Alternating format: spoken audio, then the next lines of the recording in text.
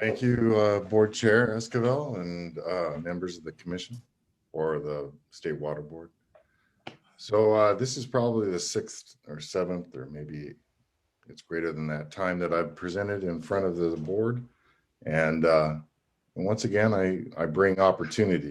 If you could move to the next slide, I thank you for holding these meetings and with the recent COVID challenges, Imperial County suffered extreme results of COVID, and the makeup of our population plays into that.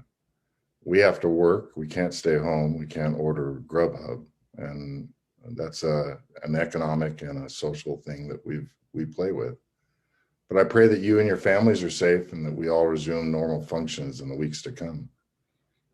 That being said, it's our intent to give you a report card on the Salton Sea restoration efforts and the Salton Sea management plan. Over the past 6 years, we've requested your attention to address opportunities in and around the Salton Sea.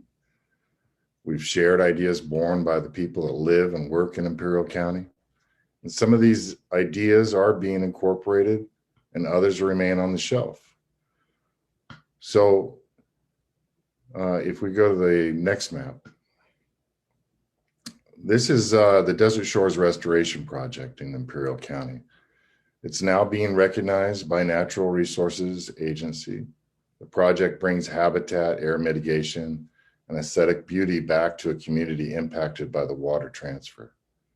The Department of Water Resources and the Imperial County Air Pollution Control District are holding monthly meetings on identifying water sources, scope of work, and environmental quality reports.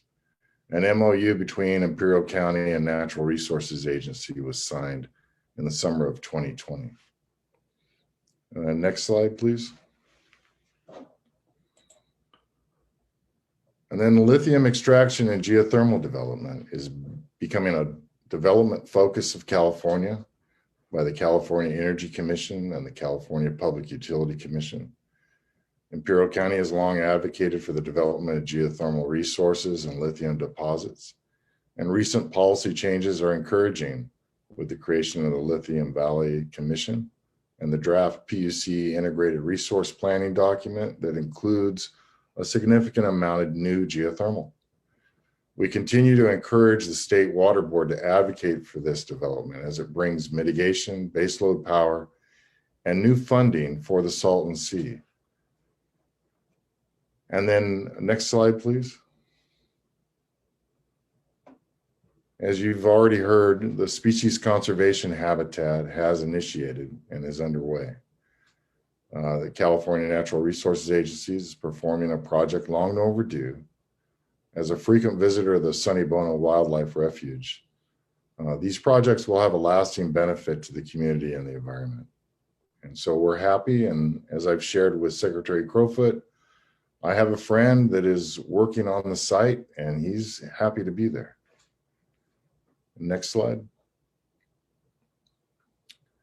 So now for some new opportunities. Natural Resources needs to place Salton Sea dedicated staff in Imperial County. And Secretary Delgado and I have talked about this in the past. The Worcester location is fine as a temporary point, but as you can see on the map, NRA has chosen to locate the staff away at Worcester. We've advocated for dedicated staff located in Imperial County, but Worcester doesn't address our request completely. The Worcester unit's remote and isolated from our communities. I reiterate our request that the SSMP staff be located in Imperial County where we live, interact with us, bring their families. We don't bite a lot. Next slide. The California State Water Board's following the Salton Sea Management Plan progress, but how can we have a plan that doesn't address the water quality of the new river? Imperial County is living with an environmental bomb that flows through our entire valley. The new river is allowed to contain 30 times the fecal chloroform levels of the Clean Water Act. And that water flows into the Salton Sea. We request the State Water Board join Imperial County in requesting the International Boundary and Water Commission, the Environmental Protection Agency, and the Bureau of Water Reclamation address this injustice immediately. We are, as you've heard, a corner here that has probably the dirtiest river in North America. And recently we've understood that the $300 million that was made available in legislation federally last year and through the EPA is going to be used almost in its entirety at the San Diego San Ysidro, so Tijuana River.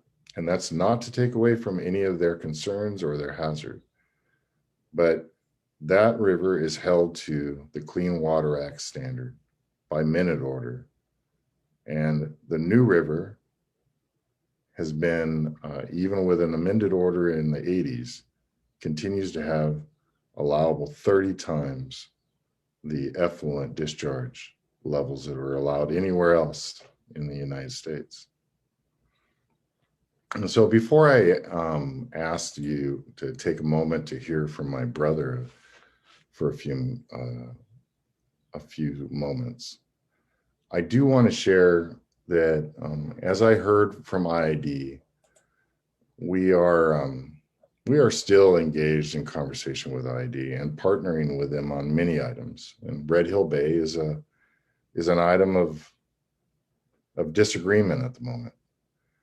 But there are some things that also need to be addressed, and I'll take this opportunity to bring it to your attention. And it is the mitigation of the impacts of the sea that were established in the QSA.